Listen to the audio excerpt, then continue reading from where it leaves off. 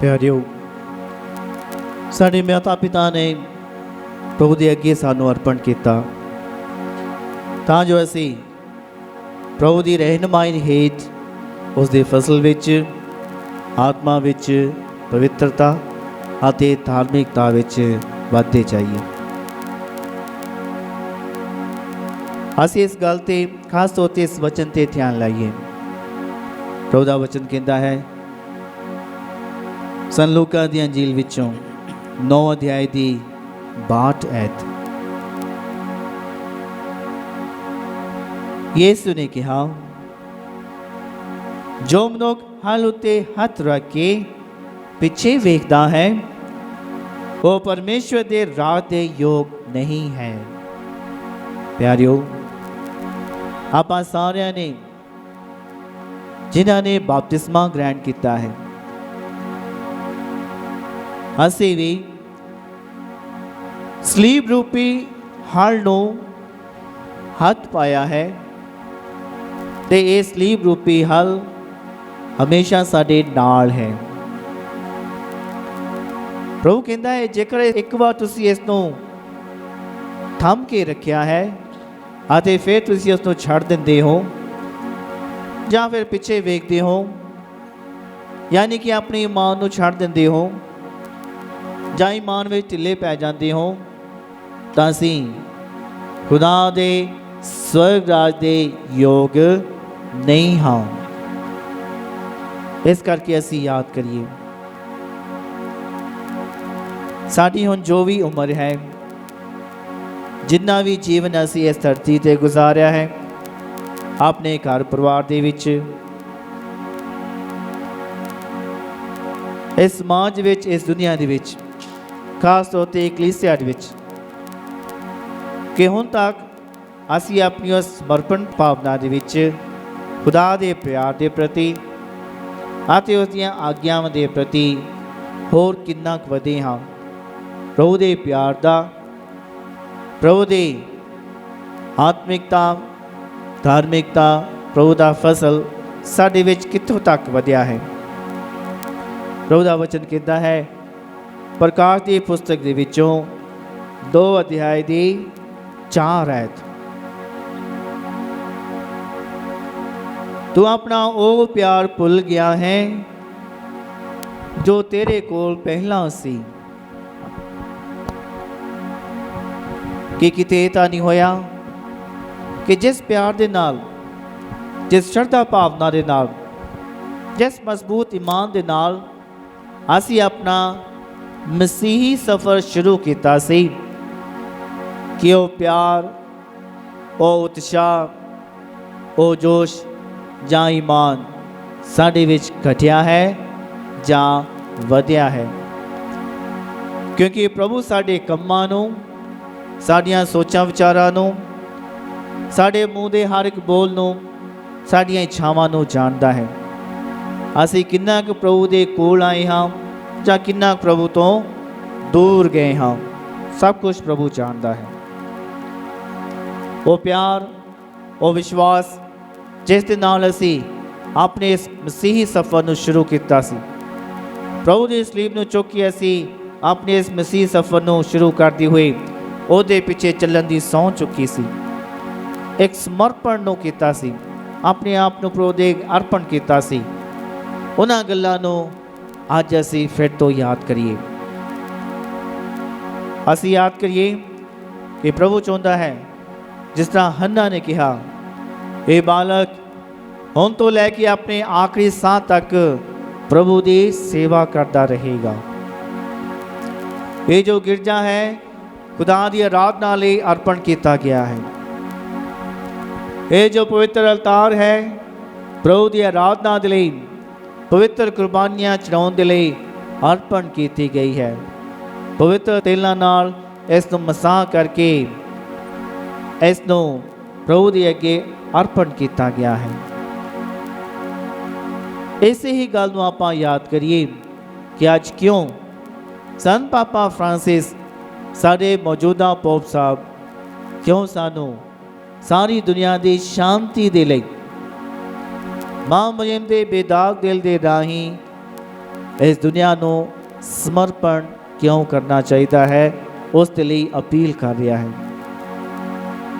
ਸ਼ੁਰੂਆਤ ਵਿੱਚ ਮੈਂ ਆਖਿਆ ਕਿ ਜੇਕਰ ਅਸੀਂ ਪਿਛਲੇ ਲਗਭਗ 100 ਸਾਲ ਦੇ ਇਤਿਹਾਸ ਵੱਲ ਨਜ਼ਰ ਮਾਰੀਏ ਤਾਂ ਸਾਨੂੰ ਅੱਜ ਦੀ ਜੋ ਘਟਨਾ ਹੋ ਰਹੀ ਹੈ, ਜੋ ਇਸ ਸਮੇਂ ਦੁਨੀਆ ਵਿੱਚ ਲੜਾਈ ਝਗੜਾ ਜੰਗ ਯੁੱਧ ਹੋ ਰਿਹਾ ਹੈ, ਉਹਦਾ ਸਾਫ਼-ਸਾਫ਼ ਪਤਾ ਲੱਗ ਜਾਵੇਗਾ।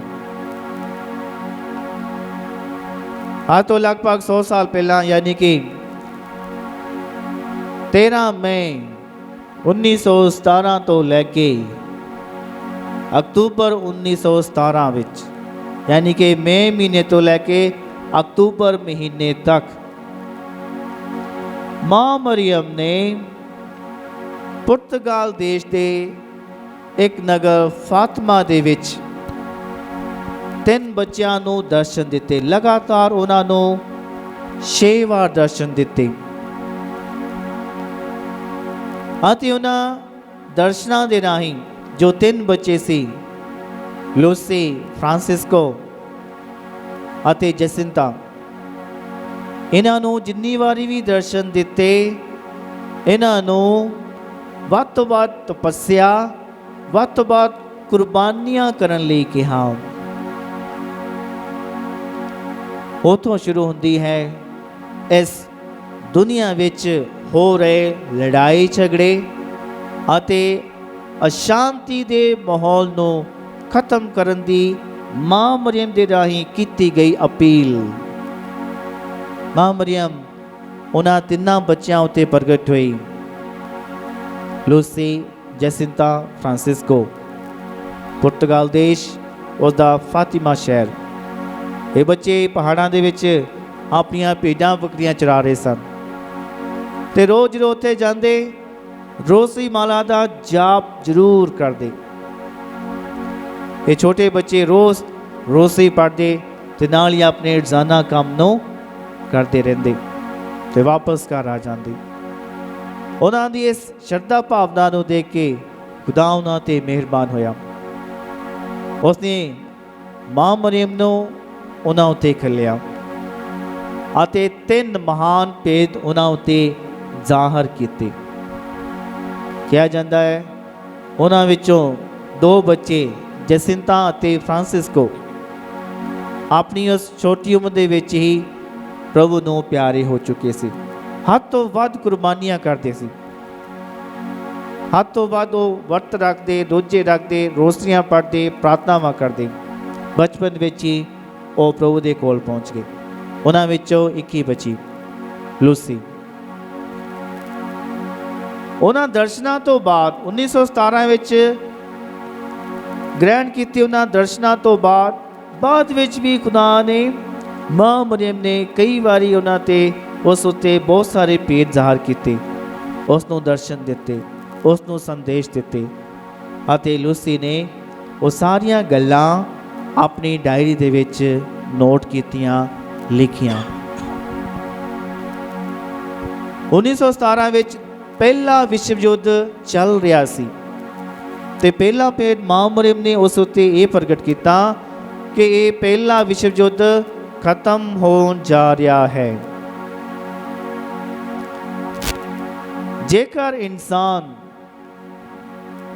ਜੇਕਰ ਲੋਕ ਆਪਣੀਆਂ ਬੁਰਾਈਆਂ ਕਰਨ ਤੋਂ ਨਹੀਂ ਰੁਕਦੇ ਜਾਂ ਖੁਦਾ ਨੂੰ ਯਾਦ ਨਹੀਂ ਕਰਦੇ ਜਾਂ ਖੁਦਾ ਤੋਂ ਦੂਰ ਜਾਂਦੇ ਰਹਿਣਗੇ ਤਾਂ ਤੁਰੰਤ ਹੀ ਹੋਰ ਮਹਾਯੁੱਧ ਸ਼ੁਰੂ ਹੋ ਜਾਵੇਗਾ।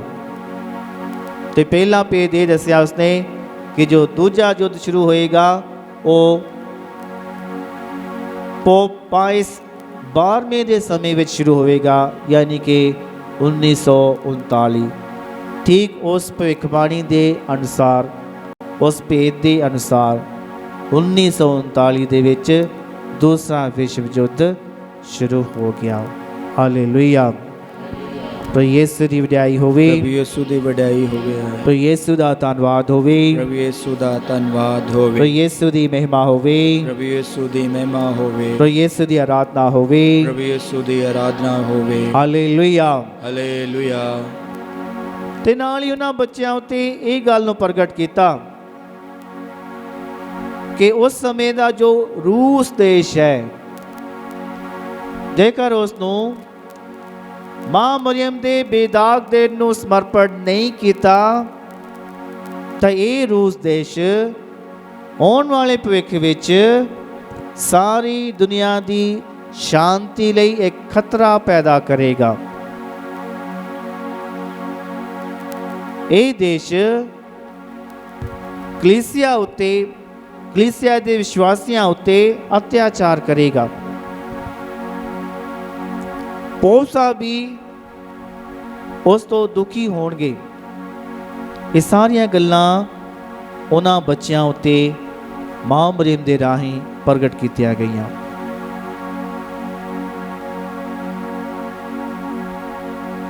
ਉਹਨਾਂ ਬੱਚਿਆਂ ਨੇ ਆਪਣੇ ਉੱਥੋਂ ਦੇ ਬਿਸ਼ਪ ਸਾਹਿਬ ਨਾਲ ਇਹ ਗੱਲਾਂ ਸਾਂਝੀਆਂ ਕੀਤੀਆਂ।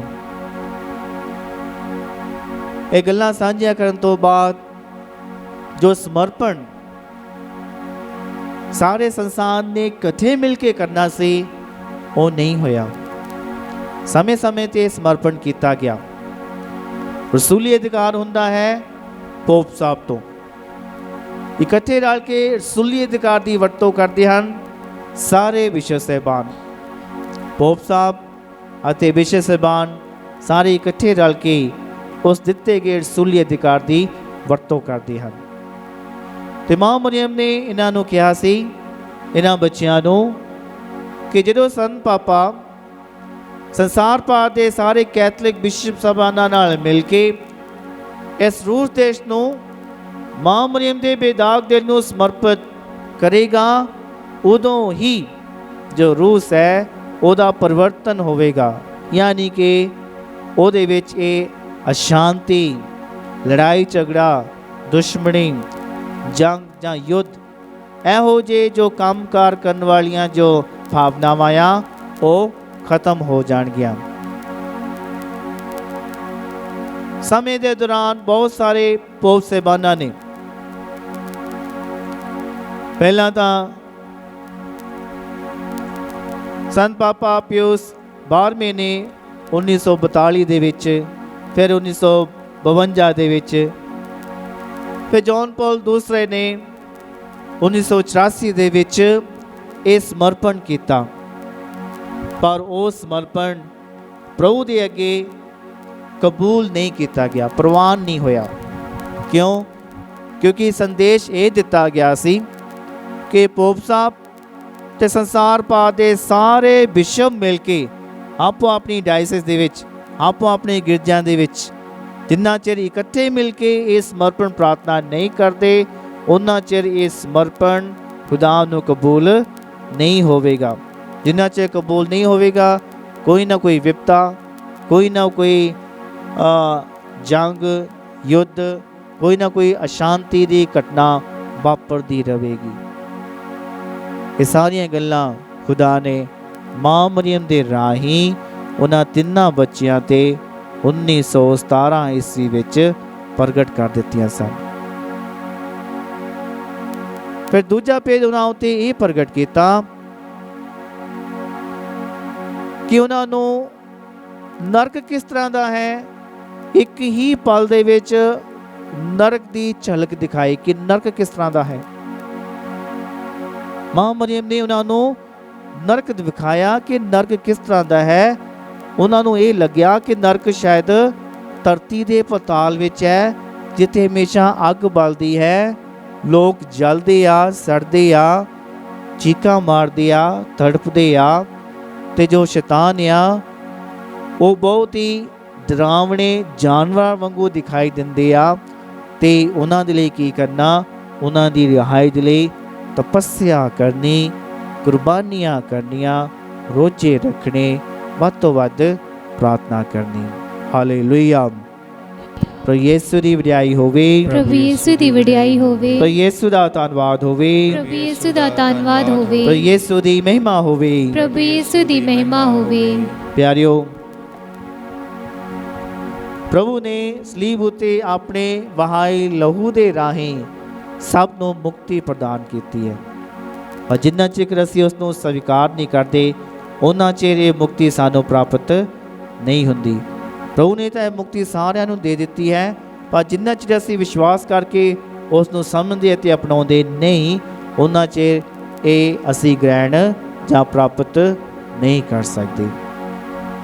ਆਓ ਅਸੀਂ ਪ੍ਰਭੂ ਦੀ ਮਹਿਮਾ ਵਿੱਚ ਇੱਕ ਭਜਨ ਗਾਈਏ, ਆਪਣਾ ਸਾਰਾ ਧਿਆਨ ਪ੍ਰਭੂ ਦੇ ਵੱਲ ਲਾਈਏ। ਪ੍ਰਭੂ ਨੇ ਸਾਨੂੰ ਆਪਣੀ ਸਲੀਬੀ ਮੌਤ ਦੇ ਰਾਹੀਂ, ਸਲੀਬ ਉੱਤੇ ਵਹਾਏ ਆਪਣੇ ਲਹੂ ਦੇ ਰਾਹੀਂ ਪਾਪਾਂ ਤੋਂ, ਗੁਨਾਹਾਂ ਤੋਂ, ਬੁਰਾਈਆਂ ਤੋਂ, ਸ਼ੈਤਾਨ ਦੀ ਗੁਲਾਮੀ ਤੋਂ, ਨਰਕ ਦੀਆਂ ਸ਼ਕਤੀਆਂ ਤੋਂ ਮੁਕਤ ਕੀਤਾ ਹੈ। ਪ੍ਰਭੂ ਚਾਹੁੰਦਾ ਹੈ ਕਿ ਇਸ ਮੁਕਤੀ ਨੂੰ ਮਹਿਸੂਸ ਕਰੀਏ, ਉਸ ਦਾ ਅਹਿਸਾਸ ਕਰੀਏ। ਅਸੀਂ ਇਸ ਗੱਲ ਦਾ ਅਹਿਸਾਸ ਕਰੀਏ ਕਿ ਪ੍ਰਭੂ ਨੇ ਕਿੰਨੇ ਦੁੱਖਾਂ ਨੂੰ ਝੱਲਦੇ ਹੋਏ, ਆਪਣਾ ਲਹੂ ਵਹਾਉਂਦੇ ਹੋਏ ਇਹ ਮੁਕਤੀ ਸਾਨੂੰ ਸਾਰਿਆਂ ਨੂੰ ਪ੍ਰਦਾਨ ਕੀਤੀ ਹੈ।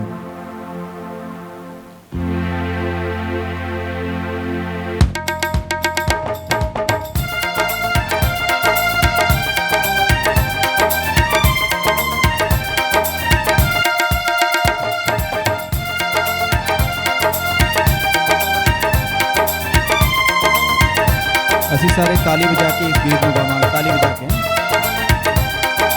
ਮਿਲ ਕੇ ਤਾਲੀ ਵਜਾਓ।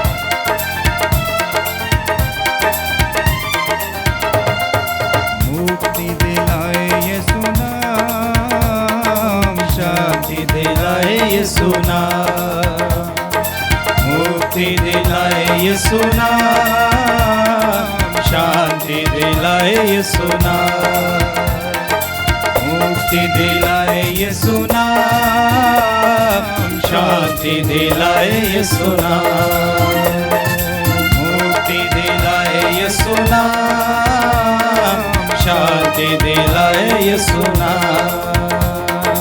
यीशु दया का बहता सागर, यीशु दया का बहता सागर, यीशु दया का बहता सागर, यीशु दया का बहता सागर, यीशु है दाता महान, यीशु है दाता महान, मुक्ति दिलाए यीशु नाम, शांति दिलाए यीशु नाम, मुक्ति दिलाए यीशु नाम, शांति दिलाए यीशु नाम। यीशु नाम नाम नाम यीशु नाम, यीशु नाम नाम नाम यीशु नाम, यीशु नाम नाम नाम यीशु नाम, यीशु नाम नाम नाम यीशु नाम।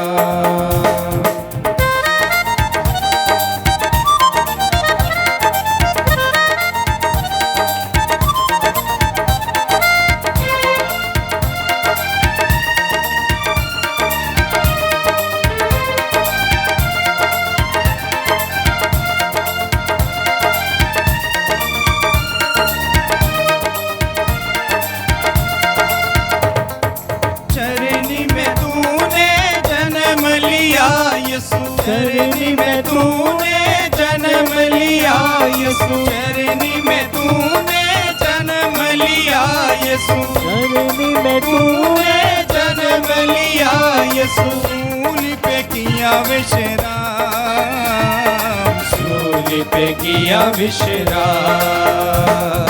मुक्ति दिलाए यीशु नाम, शांति दिलाए यीशु नाम, मुक्ति दिलाए यीशु नाम, शांति दिलाए यीशु नाम। यीशु नाम नाम नाम यीशु नाम, यीशु नाम नाम नाम यीशु नाम, यीशु नाम नाम नाम यीशु नाम, यीशु नाम नाम नाम यीशु नाम।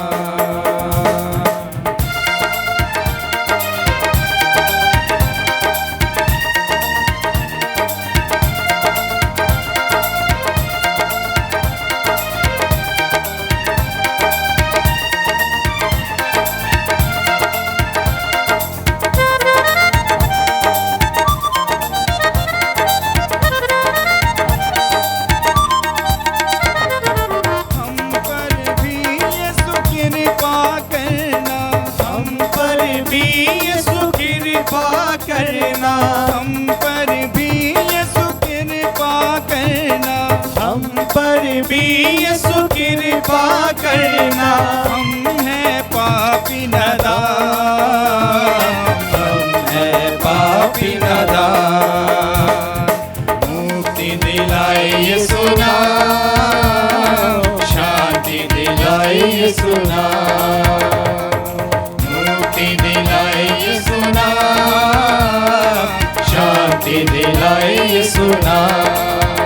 यीशु नाम नाम नाम यीशु नाम, यीशु नाम नाम नाम यीशु नाम।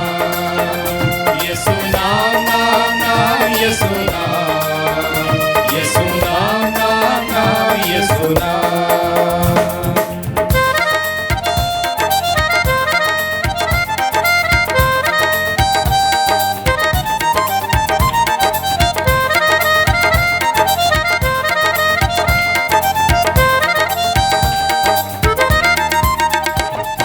हम सबके पापों को मिटाने, हम सबके पापों को मिटाने, हम सबके पापों को मिटाने, हम सबके पापों को मिटाने। यीशु हुआ बलिदान, यीशु हुआ बलिदान। मुक्ति दिलाए यीशु नाम, शांति दिलाए यीशु नाम। मुक्ति दिलाए यीशु नाम, शांति दिलाए यीशु नाम नाम नाम यीशु नाम। यीशु नाम नाम नाम यीशु नाम। यीशु नाम नाम नाम यीशु नाम। यीशु नाम नाम नाम यीशु नाम। मुक्ति दिलाए यीशु नाम, शांति दिलाए यीशु नाम। मुक्ति दिलाए यीशु नाम, शांति दिलाए यीशु नाम। मुक्ति दिलाए यीशु नाम, शांति दिलाए यीशु नाम। यीशु नाम नाम नाम यीशु नाम। यीशु नाम नाम नाम यीशु नाम। नाम नाम नाम यीशु नाम। यीशु नाम नाम नाम यीशु नाम। यीशु नाम नाम नाम यीशु नाम। यीशु नाम नाम नाम यीशु नाम। नाम नाम नाम यीशु नाम। यीशु नाम नाम नाम यीशु नाम। यीशु नाम, यीशु नाम नाम नाम यीशु नाम।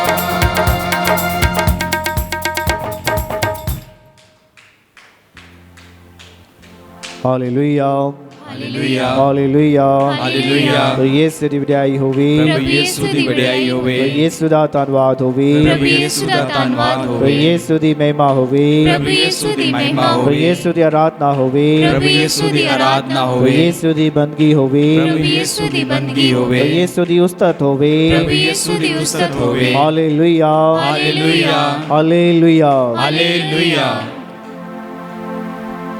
मसीह ਦੇ ਪਿਆਰੇ ਭੈਣੋ ਤੇ ਭਰਾਓ, ਉਹਨਾਂ ਤਿੰਨਾਂ ਬੱਚਿਆਂ ਦੇ ਵਿੱਚੋਂ ਦੋ ਬੱਚੇ ਆਪਣੇ ਬਚਪਨ ਦੇ ਵਿੱਚ ਹੀ ਪ੍ਰਭੂ ਦੇ ਕੋਲ ਚਲ ਗਏ, ਪ੍ਰਭੂ ਨੂੰ ਪਿਆਰੇ ਹੋ ਗਏ। ਉਹਨਾਂ ਵਿੱਚੋਂ ਇੱਕ ਲੂਸੀ, ਉਹ ਅੱਗੇ ਜਾ ਕੇ ਇੱਕ ਸਿਸਟਰ ਬਣ ਗਈ ਤੇ ਬਾਅਦ ਵਿੱਚ ਇੱਕ ਸੰਤਨੀ ਬਣ ਗਈ। ਅੱਜ ਅਸੀਂ ਉਸ ਨੂੰ ਸੰਤਨੀ ਲੂਸੀ ਕਹਿੰਦੇ ਹਾਂ। ਬਾਅਦ ਵਿੱਚ ਵੀ कई बार माँ मरियम ने, पाक तसलीस खुदा ने, खुदा बाप, खुदा बेटा, खुदा रूह पाक इकट्ठे इस संतनी लूसी ਨੂੰ कई संदेश ਦਿੱਤੇ।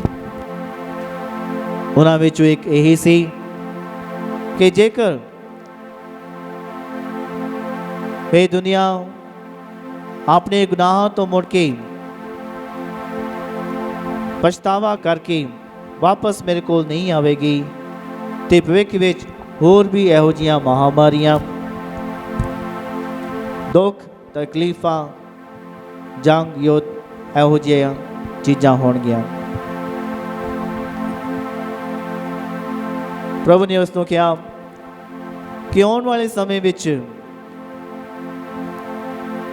ਪੋਪ ਸਾਹਿਬ ਇਸ ਸਮਰਪਣ ਨੂੰ ਸਾਰੀ ਦੁਨੀਆ ਦੇ ਵਿਸ਼ੇ ਸਹਿਬਾਨਾਂ ਨਾਲ ਮਿਲ ਕੇ ਮਾਂ ਮਰੀਮ ਦੇ ਬੇਦਾਗ ਦਿਨ ਨੂੰ ਸਮਰਪਿਤ ਕਰੇਗਾ। ਜਦੋਂ ਇਸ ਤਰ੍ਹਾਂ ਹੋਵੇਗਾ ਤਾਂ ਫਿਰ ਜੋ ਰੂਸ ਹੈ ਉਸ ਦਾ ਪਰਿਵਰਤਨ ਹੋਵੇਗਾ, ਜੋ ਉਹਦੇ ਵਿੱਚ ਸ਼ੈਤਾਨੀ ਸੋਚਾਂ ਆ ਖੁਦਾ ਦੇ ਖਿਲਾਫ ਚੱਲਣ ਲਈ ਜਾਂ ਲੋਕਾਂ ਦੀ ਤਬਾਹੀ ਲਈ, ਇਹੋ ਜਿਹੀਆਂ ਬੁਰਾਈਆਂ ਉਹਦੇ ਵਿੱਚੋਂ ਦੂਰ ਹੋ ਜਾਣਗੀਆਂ। ਪਿਆਰਿਓ, ਇਹ ਜੋ ਭਵਿੱਖਬਾਣੀਆਂ 100 ਸਾਲ ਪਹਿਲਾਂ ਕੀਤੀਆਂ ਗਈਆਂ, ਉਹਨਾਂ ਵਿੱਚ ਅੱਜ ਆਪਾਂ ਸਾਰੇ ਸ਼ਰੀਕ ਹੋ ਰਹੇ ਹਾਂ। ਜਦੋਂ ਅਸੀਂ ਪ੍ਰਭੂ ਦੀ ਉਸ ਮੰਗ ਨੂੰ ਆਪਣੇ ਸੰਤ ਪਾਪਾ ਫਰਾਂਸਿਸ ਨਾਲ ਮਿਲ ਕੇ, ਸਾਰੇ ਸੰਸਾਰ ਦੇ ਵਿਸ਼ੇ ਸਹਿਬਾਨਾਂ ਨਾਲ ਮਿਲ ਕੇ ਇਸ ਸਮਰਪਣ ਪ੍ਰਾਰਥਨਾ ਨੂੰ ਪ੍ਰਭੂ ਦੇ ਚਰਨਾਂ ਵਿੱਚ ਕਰਾਂਗੇ ਤਾਂ ਉਹ ਭਵਿੱਖਬਾਣੀ ਪੂਰੀ ਹੋ ਜਾਵੇਗੀ ਤੇ ਜੋ ਅਸ਼ਾਂਤੀ ਦਾ ਮਾਹੌਲ ਇਸ ਸਮੇਂ ਬਣਿਆ ਹੋਇਆ ਹੈ, ਉਹ ਅਸ਼ਾਂਤੀ ਸ਼ਾਂਤੀ ਦੇ ਵਿੱਚ ਤਬਦੀਲ ਹੋ ਜਾਵੇਗੀ। ਇਸ ਤੇ ਯਕੀਨ ਕਰਨਾ, ਇਸ ਉੱਤੇ ਭਰੋਸਾ ਕਰਨਾ ਹਰ ਇੱਕ ਤੇ ਨਿਰਭਰ ਕਰਦਾ ਹੈ। 2 ਭਵਿੱਖਬਾਣੀਆਂ ਪੂਰੀਆਂ ਹੋ ਗਈਆਂ, ਹੋਰ ਵੀ ਬਹੁਤ ਸਾਰੇ ਸੰਦੇਸ਼ ਦਰਸ਼ਨ ਉਹ ਕੀਤੇ ਗਈਆਂ ਭਵਿੱਖਬਾਣੀਆਂ ਪੂਰੀਆਂ ਹੋ ਗਈਆਂ। ਜੋ ਰਹਿੰਦਾ ਸੀ ਇਹੀ ਰਹਿੰਦਾ ਸੀ ਕਿ ਅਸੀਂ ਇਸ ਸਮਰਪਣ ਨੂੰ ਪ੍ਰਭੂ ਦੇ ਅੱਗੇ ਕਰੀਏ, ਮਾਂ ਮਰੀਮ ਦੇ ਬੇਦਾਗ ਦਿਲ ਨੂੰ ਇਸ ਸਮਰਪਣ ਨੂੰ ਚੜਾਈਏ ਤਾਂ ਜੋ ਪ੍ਰਭੂ ਮਾਂ ਮਰੀਮ ਦੇ ਰਾਹੀਂ ਜੋ ਸ਼ਾਂਤੀ ਦੀ ਰਾਣੀ ਹੈ ਉਸ ਦੇਸ਼ ਨੂੰ ਪਰਿਵਰਤਿਤ ਕਰੇ, ਉਸ ਨੂੰ ਬਦਲੇ, ਉਸ ਦੇ ਰਾਹੀਂ ਸਾਰੇ ਸੰਸਾਰ ਵਿੱਚ ਸ਼ਾਂਤੀ ਕਾਇਮ ਕਰੇ।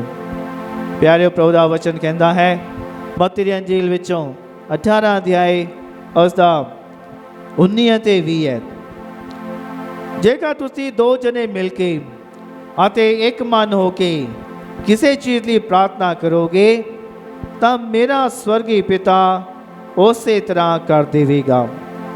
ਕਿਉਂਕਿ ਜਿੱਥੇ 2 ਜਾਂ 3 ਮੇਰੇ ਨਾਂ ਉੱਤੇ ਇਕੱਠੇ ਹੁੰਦੇ ਹਨ, ਉੱਥੇ ਮੈਂ ਵੀ ਉਹਨਾਂ ਦੇ ਨਾਲ ਹੁੰਦਾ ਹਾਂ। ਪਿਆਰਿਓ, ਅੱਜ ਅਸੀਂ ਇਕੱਲੇ ਹੀ ਇਸ ਗਿਰਜੇ ਵਿੱਚ ਪ੍ਰਾਰਥਨਾ ਨਹੀਂ ਕਰ ਰਹੇ। ਇਸ ਸਮੇਂ ਸਾਰੇ ਸੰਸਾਰ ਵਿੱਚ ਇਹੋ ਹੀ ਪ੍ਰਾਰਥਨਾ ਕੀਤੀ ਜਾ ਰਹੀ ਹੈ ਕਿ ਅੱਜ ਖਾਸ ਤੌਰ 'ਤੇ ਉਹ ਸਾਰੇ ਭੈਣ ਭਰਾ ਜਿਨ੍ਹਾਂ ਨੂੰ ਆਪੋ ਆਪਣੇ ਗਿਰਜੇ ਵਿੱਚ ਜਾਣ ਦਾ ਮੌਕਾ ਨਹੀਂ ਮਿਲਿਆ, ਉਹਨਾਂ ਨੂੰ ਪ੍ਰਾਰਥਨਾ ਭਵਨ TV ਦੇ ਰਾਹੀਂ ਖੁਦਾ ਇੱਕ ਮੌਕਾ ਪ੍ਰਦਾਨ ਕਰ ਰਿਹਾ ਹੈ ਕਿ ਇਸ ਸਮਰਪਣ ਦੀ ਪ੍ਰਾਰਥਨਾ ਦੇ ਵਿੱਚ ਸ਼ਰੀਕ ਹੋ ਕੇ ਪ੍ਰਭੂ ਦੇ ਅੱਗੇ ਅਸੀਂ ਪ੍ਰਾਰਥਨਾ ਕਰੀਏ।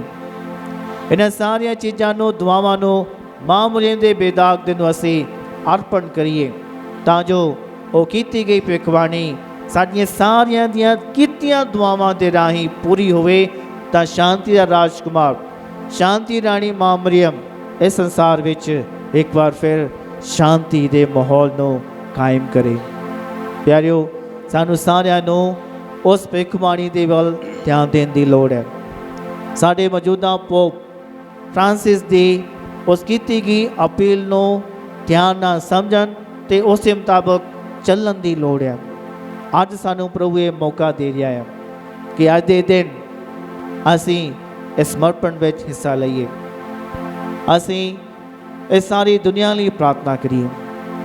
ਅਸੀਂ ਆਪਣੇ ਦੇਸ਼ ਵਿੱਚ ਵੀ ਜਾਣਦੇ ਹਾਂ ਬਹੁਤ ਸਾਰੇ ਲੜਾਈ ਝਗੜੀ ਹੋਈ, ਬਹੁਤ ਸਾਰੀਆਂ ਮਹਾਂਮਾਰੀਆਂ ਆਈਆਂ, ਉਦੋਂ ਅਸੀਂ ਸ਼ਾਇਦ ਬਹੁਤ ਪ੍ਰਾਰਥਨਾ ਕੀਤੀ ਹੋਵੇਗੀ। ਖਾਸ ਤੌਰ 'ਤੇ ਜਦੋਂ 1947 ਇੱਕ ਦੇਸ਼ ਨੂੰ 2 ਦੇਸ਼ਾਂ ਵਿੱਚ ਵੰਡ ਦਿੱਤਾ ਗਿਆ, ਬਹੁਤ ਕਤਲੇਆਮ ਹੋਇਆ, ਬਹੁਤ ਸਾਰੇ ਲੋਕਾਂ ਨੇ ਆਪਣੀਆਂ ਜਾਨਾਂ ਕੁਰਬਾਨ ਕੀਤੀਆਂ, ਮਾਸੂਮਾਂ ਉੱਤੇ ਅਤਿਆਚਾਰ ਹੋਏ। ਜਿਨ੍ਹਾਂ ਲੋਕਾਂ ਨੇ ਉਹਨਾਂ ਘਟਨਾਵਾਂ ਨੂੰ ਦੇਖਿਆ ਉਹ ਸਾਨੂੰ ਦੱਸ ਸਕਦੇ ਆ ਕਿ ਉਸ ਸਮੇਂ ਦਾ ਦੁੱਖ, ਦਰਦ, ਅਤਿਆਚਾਰ ਕਿਸ ਤਰ੍ਹਾਂ ਦਾ ਸੀ। ਫਿਰ ਉਸ ਤੋਂ ਕਈ ਸਾਲ ਪਹਿਲਾਂ ਅਸੀਂ ਵੇਖਦੇ ਹਾਂ ਇਸ ਪੰਜਾਬ ਵਿੱਚ 1983-84 ਤੋਂ ਲੈ ਕੇ ਲਗਭਗ 10-12 ਸਾਲ ਤੱਕ ਆਪਣੇ ਇਸ ਪੰਜਾਬ ਪ੍ਰਦੇਸ਼ ਵਿੱਚ ਕਿਸ ਤਰ੍ਹਾਂ ਦਾ ਲੜਾਈ ਝਗੜੇ ਦਾ, ਅਸ਼ਾਂਤੀ ਦਾ ਦੰਗਿਆਂ ਦਾ ਮਾਹੌਲ ਰਿਹਾ। ਅਸੀਂ ਜੋ ਸਾਰੇ ਉਸ ਵਿੱਚੋਂ ਗੁਜ਼ਰੇ ਹਾਂ, ਅਸੀਂ ਜਾਣਦੇ ਹਾਂ ਕਿ ਉਹ ਮਾਹੌਲ ਕਿਸ ਤਰ੍ਹਾਂ ਦਾ ਸੀ। ਜੇਕਰ ਅੱਜ ਸਾਡੇ ਵਿੱਚ ਇੱਦਾਂ ਦੀ ਕੋਈ ਸਮੱਸਿਆ ਨਹੀਂ ਹੈ, ਇਹਦਾ ਮਤਲਬ ਇਹ ਨਹੀਂ ਹੈ ਕਿ ਭਵਿੱਖ ਵਿੱਚ ਨਹੀਂ ਹੋਵੇਗੀ। ਜੇਕਰ ਅੱਜ ਯੂਕਰੇਨ ਦੇ ਲੋਕ ਉਹਨਾਂ ਜ਼ੁਲਮਾਂ ਨੂੰ, ਅਤਿਆਚਾਰਾਂ ਨੂੰ ਸਹਿ ਰਹੇ ਆ, ਇਸ ਦਾ ਮਤਲਬ ਇਹ ਨਹੀਂ ਆ ਕਿ ਉਹਦਾ ਅਸਰ ਸਾਡੇ ਤੱਕ ਨਹੀਂ ਪਹੁੰਚੇਗਾ। ਜੇਕਰ ਅਸੀਂ ਉਸ ਭਵਿੱਖਬਾਣੀ ਵੱਲ ਧਿਆਨ ਨਹੀਂ ਦੇ ਰਹੇ, ਉਹਦਾ ਅਸਰ ਸਾਰੀ ਦੁਨੀਆ 'ਤੇ ਹੋਵੇਗਾ।